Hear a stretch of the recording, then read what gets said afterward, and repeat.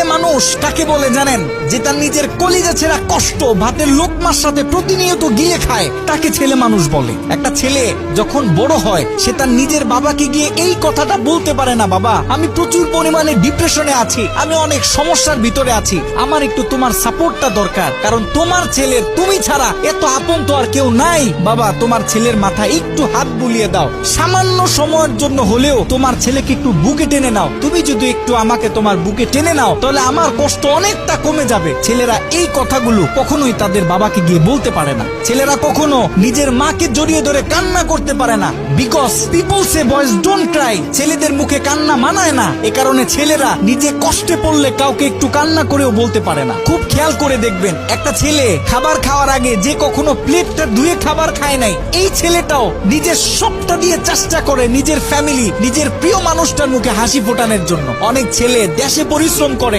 অনেক ছেলে প্রবাসে বছরের পর বছর নিজের ফ্যামিলি, নিজের প্রিয় মানুষের মুখে হাসি ফোটানোর জন্য পড়ে থাকে। দিন শেষে ছেলেদের মুখে হাসি ফোটানোর মতো কাউকে পাওয়া যায় না। আমি মনে করি boys are the best actor in the world. এই পৃথিবীতে ছেলেরা হচ্ছে সব থেকে বড় অভিনেতা, কারণ ছেলেরা নিজেদের বুকে হাজারো লক্ষ কষ্ট পুঁতে রেখেও মুখে হাসি নিয়ে চলে, কারণ সে জানে আজকে আমি যদি ভেঙে পড়ি তাহলে আমার পুরো ফ্যামিলিটা অস্তিত্বহীন হয়ে যাবে।